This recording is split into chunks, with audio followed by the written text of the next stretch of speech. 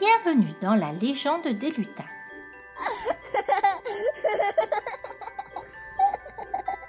Chaque année à Noël, des petites créatures espiègles viennent semer la pagaille dans notre maison.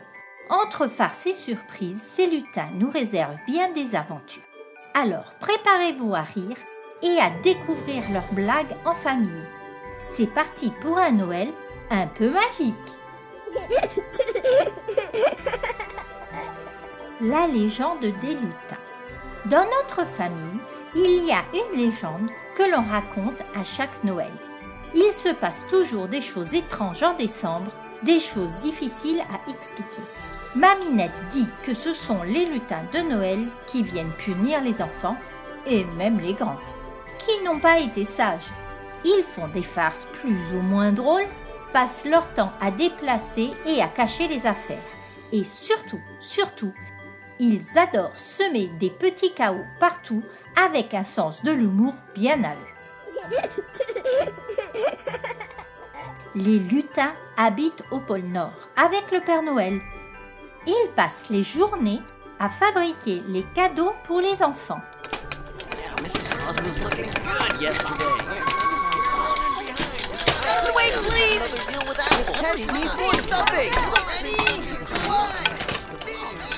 Ils adorent se chamailler et se faire des blagues entre eux. Ce sont de vraies petites canailles.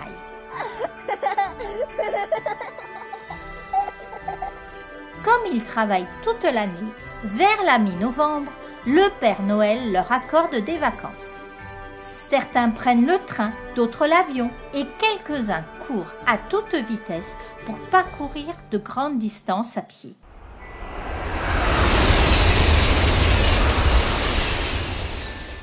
Mais tous partent en vacances. Et quand ils arrivent chez nous, c'est là que les choses étranges commencent. Un jour, j'ai retrouvé mes lunettes dans les croquettes du chien. Une autre fois, ils avaient mangé tout le fromage pendant la nuit. Et au réveil, j'ai découvert une belle pagaille dans la cuisine. Chez Tatiana, ils ont même mis le lapin de Meili dans le four. Mais qui sont ces lutins espiègles? Il y a d'abord Turlut, le lutin farceur par excellence. Il adore inventer des blagues.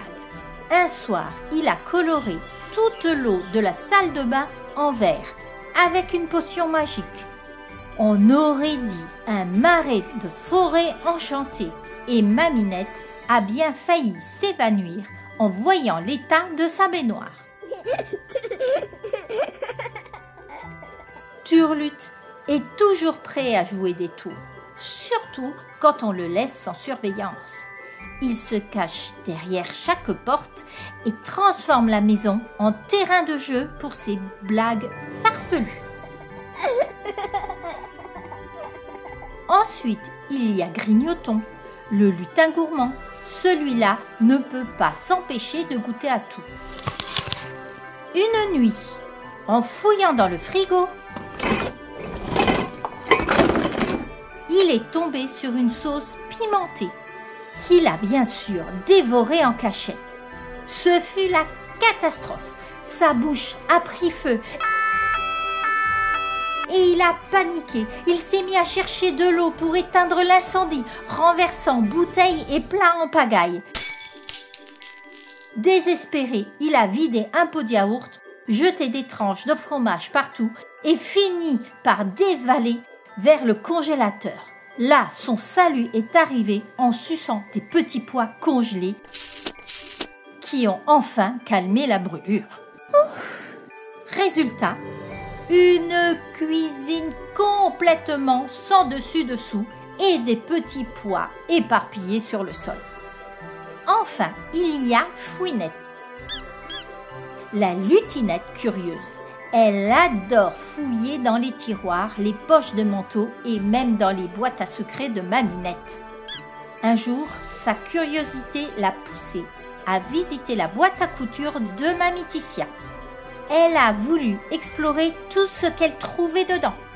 Mais en marchant par inadvertance sur la boîte à épingles rangée dans la boîte à couture, Le couvercle s'est ouvert, les épingles ont jailli dans les airs et sont retombées partout, piquant Fouinette de partout.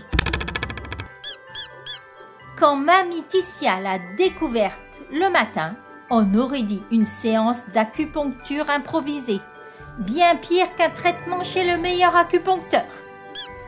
On ne les voit jamais pendant la journée. Le jour, ils se transforment en adorables peluches et ils dorment paisiblement. Mais dès que la nuit tombe, c'est une autre histoire. Les lutins reprennent leur drôle de petite pagaille.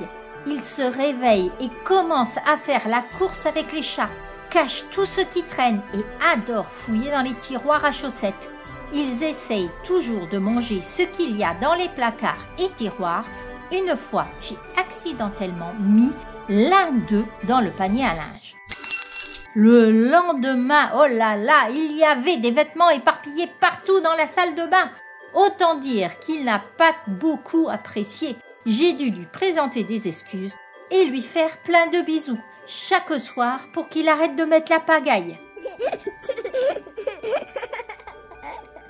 Alors, si toi aussi tu veux que ton lutin soit sage, pense à lui faire plein de bisous tous les soirs et à lui donner quelque chose à manger. Ça aide.